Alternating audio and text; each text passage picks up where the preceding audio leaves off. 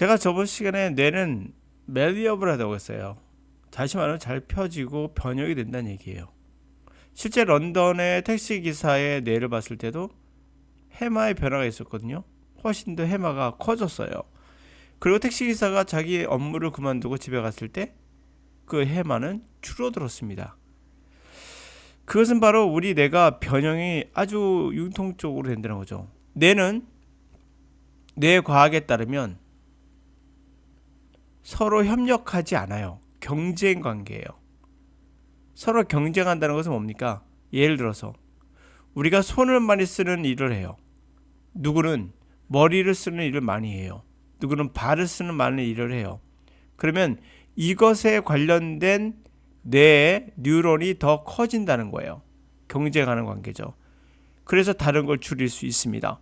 머리를 많이 쓰게 되면 아무래도 다른 거를 좀 더 뺏어 먹겠죠. 서로 경쟁 관계라는 거예요. 한정된 자원을 활용하기 위한 거죠. 자, 영어 독해나 리스닝에서는 여러분이 생각하는 것처럼 지금 배우고 있는 영어는 대부분 논리로 가득 차 있어요. 그래서 뭐 예를 들면 뭐 하루에 몇 분씩 공부를 하자. 그리고 단어는 하루에 몇 개씩 외우자. 또는 패턴 영어를 배우자. 뭐 이런 것들이죠. 이런 것들은 사실은 논리예요. 그런데 영어 독해나 리스닝은 순수한 자극이 필요해요. 여러분이 하고 있는 것은 모두 다 논리예요. 눈에 들어오는 글, 귀에 들어오는 소리의 그 신선한 자극을 느끼는 그런 훈련을 하셔야 하는데 그냥 옛날에 배웠던 학습 체계를 그대로 가고 있는 거예요. 그러시면 여러분들은 정말 많은 시간을 투자하고도 커다란 성과를 얻을 수가 없습니다. 리스닝은 여는 법칙 같은 게 중요하지 않아요. 하나도 안 중요합니다. 그런 걸 가르치는 영어 강사들은 가르칠 게 없기 때문에 가르치는 거예요. 착각하지 마세요. 그게 새로운 게 아닙니다. 옛날에도 있었어요. 또 하나, 눈에 들어오는 글을 자극을 받아야 되는데 자극을 쇄감시키는 게 뭘까요? 바로 단어 암기예요. 암기는 자극이 아니에요. 그냥 암기하는 거예요. 자극은 뭡니까? 눈에 이 단어가 들어왔을 때 이 단어가 어떤 뜻이더라라고 떠오르지 않아도 이 단어에서 얻은 자극은 머릿속에 어떠한 부분에 자극을 줘요. 그 자극을 받고 그리고 해석해 나가는 건데 이거를 자극이 아니라 머리에서 어떤 것을 찾아서 이거를 등반 이렇게 말하는 순간 아웃. 끝난 거예요, 게임은. 그렇게 하면 안 된다는 얘기 하는 겁니다, 제가.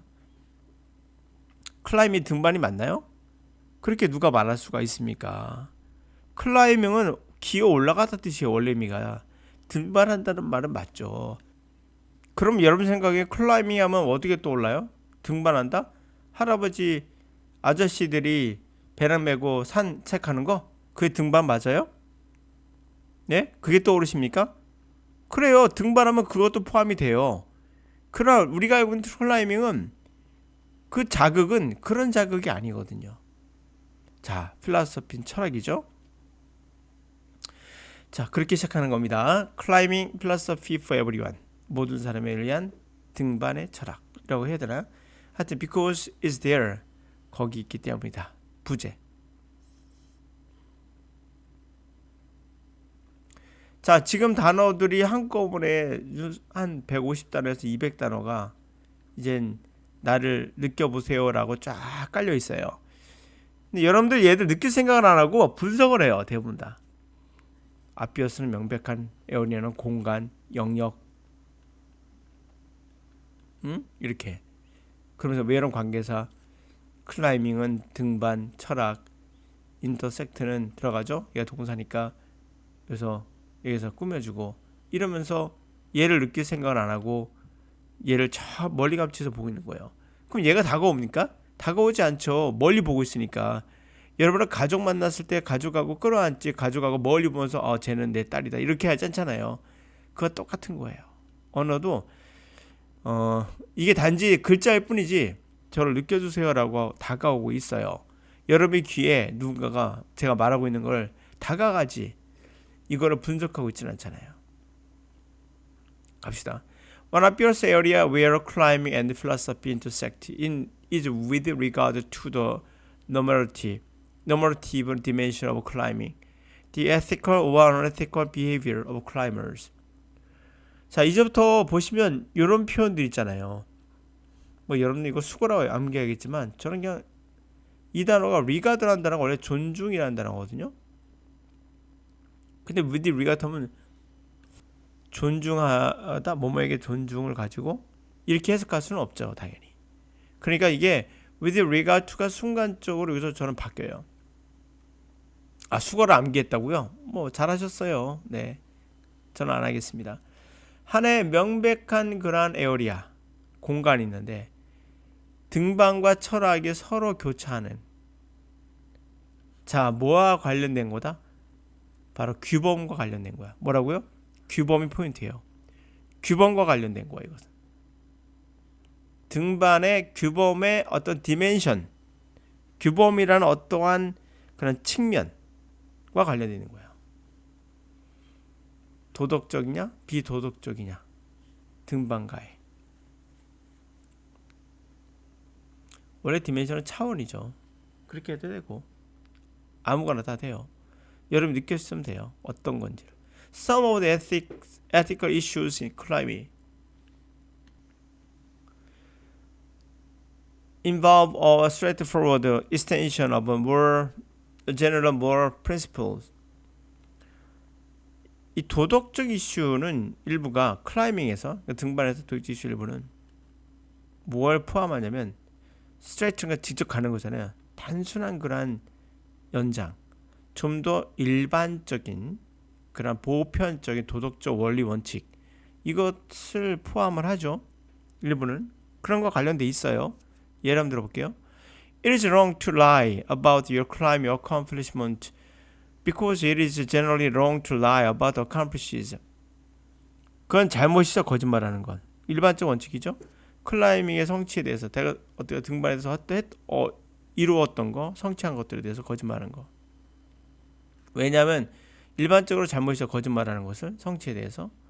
It is wrong to needlessly endanger others at the cliff. Because more generally it is always wrong to needlessly endanger others. 불필요하게 다른 사람을 위태롭게 하는 거, 절벽에서 나쁜 거예요. 왜냐하면 좀 더 포괄적으로, 일반적으로 항상 불필요하게 다른 사람 위태롭게 하는 건 잘못이거든요. 그렇죠? 일반적 원칙이죠. However, 그러나 other ethical issues involve factors that are unique to climbing and thus cannot be resolved by invoking broader moral rules. 그러나 다른 도덕적 이슈는 그런 팩트를 담고 있어요. 클라이밍에게만 유니크한 팩트를 담고 있어요. 따라서 해결될 수 없어요.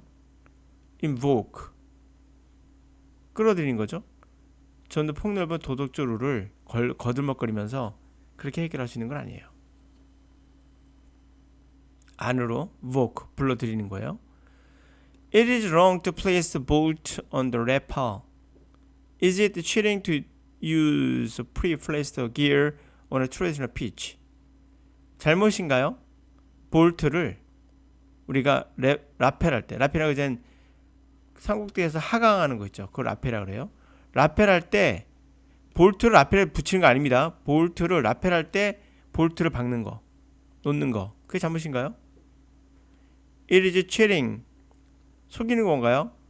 이전에 놓여있던 그런 장비를 이용하는 거, 일반적으로 많이 트레디셔널, 전통적으로 많이 가는 그런 피치에서, 피치란 말은 경사면이에요. 경사면. 그러니까 딱 아시겠지만 이제 그 등반이니까, 예? 전통적인 그런 등반하는 곳으로 보면 되겠죠. 경사면.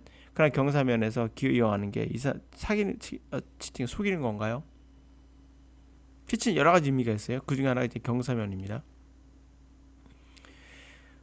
For these sort of questions, broader moral rules do not apply in any straightforward way, and the climbers must work out for themselves what is wrong, right or wrong, within a context climbing. 어떠한 종류의 이러한 종류의 그런 퀘스천, 질문들에 대해서 보다 넓은 도덕적인 룰이 적용이 안 돼요. 이런 어떤 단순한 방식으로 적용이 안 돼요. 클라이머가 워크아웃 일을 해서 아웃 끝내야 돼요. 해결해야 된다는 얘기죠. 스스로 무엇이 옳고 그른지를 스스로 해결해야 돼요. 어떤 상황에서 등반의 상황 안에서 해결해야 돼요. 이게 보편적인 룰이 적용되거나 안 되거나 그런 것이 아니란 거죠. 자, 이렇게 쭉 봤습니다. 이번 시간에 제가 말하고 싶은 얘기는 바로 그거예요. 런던의 택시기사가 뇌 해마가 변하는 것처럼 우리는 자극을 받으면 반드시 그거에 대해서 변화가 일어나요. 신체의 변화. 영어 독해나 리스닝도 그러므로 자극이 중요해요. 이 자극은 아주 순수해야 돼요. 강제적인 암기는 자극이라보다는 고통이에요. 고통. 여러분 고통과 자극을 헷갈리지 마세요. 고문은 자극입니까? 자극은 자극이죠. 좋지 못한 자극이죠. 제가 말한 자극은 순수 자극이에요. 순수한 자극. 내가 좋아할 수 있고 내가 받아들이고 싶은 자극이에요. 그러나 암기는 고통이에요. 이거는 자극이 아니라 고문이에요. 그래서 이거 좋지 못해요. 지금 여러분이 하고 배우고 있는 영어 논리는 어찌 보면 내에게는 고통일 수 있어요. 분석하면서 힘들어합니다. 자극을 주세요. 어떤 자극? 눈에 들어오는 단어들의 순수한 자극, 소리의 순수한 자극. 그게 독해와 리스닝을 해석하지 않고 해석할 수 있게 도와주는 유일한 길이에요. 오늘 여기까지.